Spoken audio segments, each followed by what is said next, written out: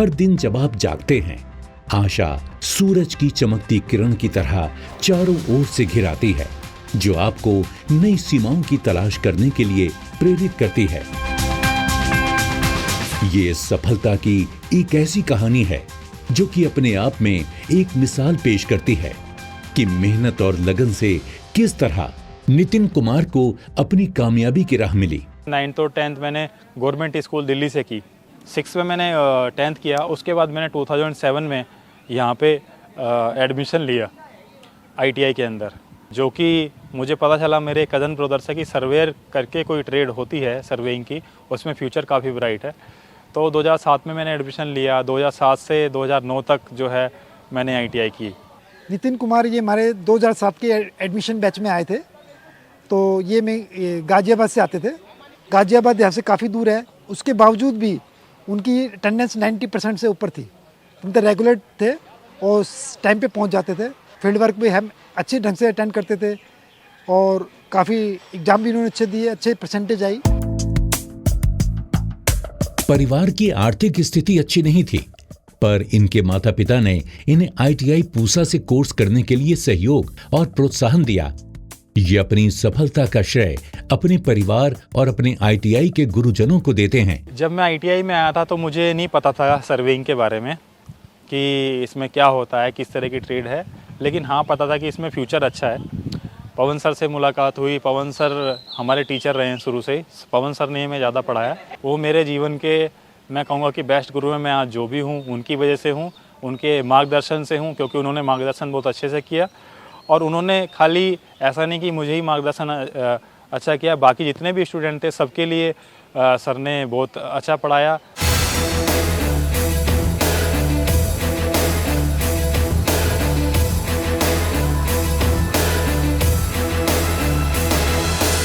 मेरा जो ट्रेड है यहाँ पे सर्वे ट्रेड है। हम यहाँ बच्चों को सर्वे ट्रेड की ट्रेनिंग दी जाती है। सर्वे ट्रेड 2 साल का कोर्स है।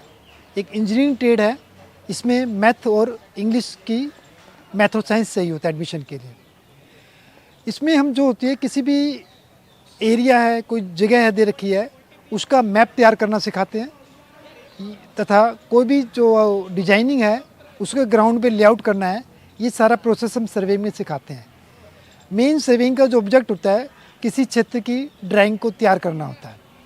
ड्राइंग करने के साथ साथ हम इसमें जब कोई कंस्ट्रक्शन स्टार्ट करते हैं तो उसमें जो डिफरेंट लेवल देने होते हैं, मार्किंग करनी होती हैं, पिलर की हाइट दिखानी है, पिलर का साइज़ दिखाना है, किस पोजीशन पे उसको सेट करना है, वो सारा लेआउट भी हम सर्वेइंग के अंदर कवर करते हैं। कोई भी प्रोजेक्ट, इंजीनियरिंग प्रोजेक्ट यदि कंस्ट्रक्शन स्टेज पे स्टार्ट करना चाहते हैं तो उसका पहला बेस जो है सर्वेइंग होता है।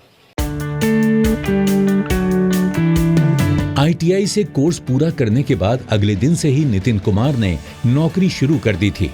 प्राइवेट सेक्टर में नोएडा, दिल्ली में रियल एस्टेट सेक्टर में जैसे आम्रपाली, महागुण ग्रुप, कई जगह इन्होंने काम किया, जिससे इस फील्ड में इन्हें काम करने का अनुभव मिला।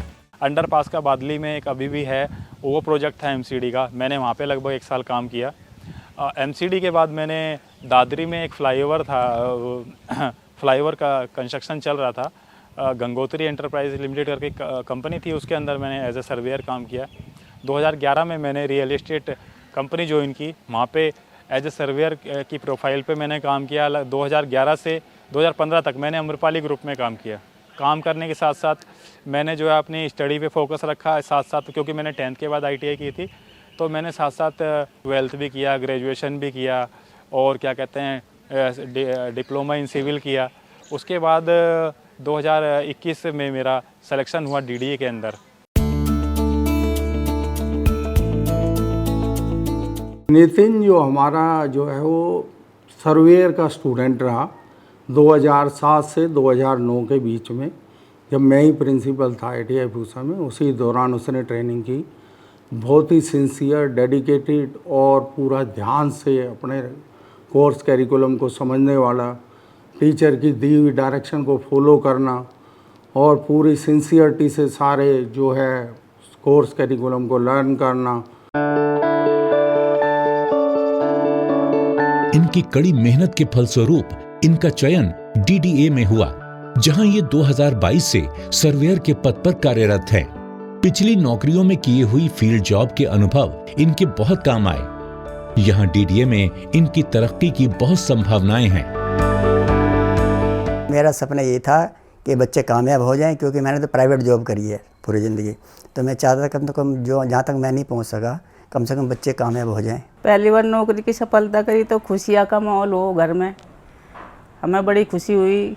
इनके पापा बेचारे मजदूरी ही करते थे और पहले बेटे ने कमाई करके ला के हमारे हाथ में दी। हमें बड़ी खुशी हुई और पढ़ाई इतनी करी है कि आज यहाँ तक पहुँच गए हैं। हमारा सर गर्व से ऊंचा हो गया। 2017 में इनका विवाह हुआ। इनकी पत्नी हाउसवाइफ हैं। नितिन कुमार अपने परिवार के साथ अच्छी आर्थिक स्थिति में रहते हैं। माता पिता का भी ध्यान रखते हैं। इनका छोटा भाई यूपीएससी परीक्षा की तैयारी कर रहा है। शुरू से ही मेरी फैमिली काफ़ी सपोर्टिव रही है और उसी की वजह है कि जो भी मैं कुछ हासिल कर पाया हूँ अपनी फैमिली की वजह से। पापा मेरे शुरू से ही काफ़ी हार्ड वर्किंग रहे हैं। उन्होंने प्राइवेट जॉब की है कई साल। और मम्मी मेरी हाउस वाइफ है। उन्होंने जैसे पापा ने मेहनत की है, मम्मी ने भी पूरा घर संभाला, पूरा सपोर्ट किया है। तभी चीज़ों को आगे लेके चल पाए हम जहाँ भी है इस मुकाम पे। और मेरा छोटा भाई है, उसकी तरफ से मुझे जितनी सपोर्ट मिलनी चाहिए थी हमेशा सपोर्ट मिली है। और वाइफ है, वाइफ ने भी सपोर्ट किया है। जो उनकी जिम्मेदारी थी उन्होंने घर संभालने वाली, उन्होंने घर संभाला।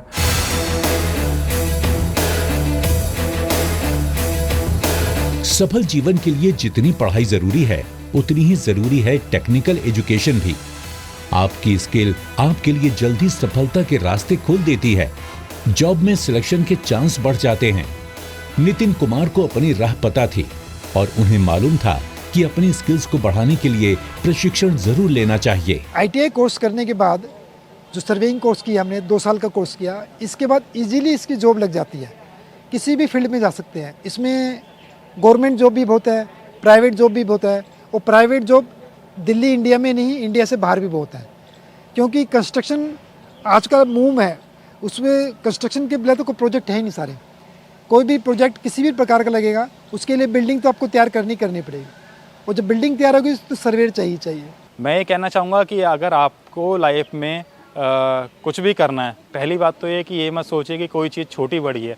अगर आपको लगता है कि आपको ये करना चाहिए, इसमें फ्यूचर है, तो आप करिए। ITI में बहुत फ्यूचर है और करना चाहिए। क्योंकि यहाँ पे आप किसी भी फील्ड में जाते हैं तो ठीक है, आप खाली एजुकेशन करते हैं, लेकिन आप ITI में आ रहे हैं या फिर किसी और कॉलेज में जा रहे हैं तो आप ITI में स्किल्स के साथ साथ या फिर थ्योरी के साथ साथ प्रैक्टिकल भी सीख रहे हैं। मेन बात ये है। नहीं तो आप नॉर्मल एजुकेशन में देखिए, आप खाली थ्योरेटिकल पढ़ाई होती है, लेकिन यहाँ हम थ्योरेटिकल के साथ साथ प्रैक्टिकल भी सीख रहे हैं, जो कि बेस्ट है, जो कि आपकी स्किल्स को इम्प्रूव करता है। भारत सरकार इस दर्शन में विश्वास करती है और ये पूरे देश में कौशल विकास कार्यक्रम को आगे बढ़ा रही है। एक परिपक्व और आत्मविश्वासी युवा व्यक्ति के रूप में विकसित होने में समय लगता है। नितिन कुमार को अपनी राह पता थी और उसमें इंतजार करने का धैर्य भी था। मैं एक मिडिल क्लास फैमिली से हूँ। मेरी फाइनेंशियल फैमिली कंडीशन ज़्यादा अच्छी नहीं थी, तो मैंने 10th के बाद ITI की। तो मैं ये कहना चाहूँगा कि 10th के बाद या 12th के बाद बच्चे ITI करते हैं तो फ्यूचर में वो भी इस रास्ते पर जहाँ पे मैं हूँ उतना आ सकते हैं, उससे भी अच्छा इम्प्रूव कर सकते हैं। मैं ये कहना चाहूँगा, ऐसा नहीं है कि यही एक सीढ़ी है, इससे ऊपर भी कई सीढ़ी है। तो ITI आपके कैरियर बनाने में, जब आपका कैरियर बन जाएगा तो आपकी फाइनेंशियल कंडीशन भी अच्छी होगी, सोशल स्टेटस भी अच्छा होगा और आप कहीं ना कहीं उस चीज़ को यूज़ करके अपनी पढ़ाई कर सकते हो साथ साथ, अगर चाहते हो लाइफ में इम्प्रूवमेंट। तो नितिन बहुत अच्छा लड़का है और हम चाहते हैं बहुत तरक्की करे। इससे खाली दिल्ली लेवल पे नहीं, नेशनल लेवल पे भी इसका नाम हो और अपनी फील्ड में बहुत अच्छे स्कोप, अच्छे पद पे जाए। मेरी शुभकामनाएं उसके साथ हैं। भारत सरकार आज युवाओं के लिए प्रकाश पुंज बन गई है। आज वो सफलता प्राप्त करने का सपना देख सकते हैं और राष्ट्रीय प्रगति में भागीदार बन सकते हैं।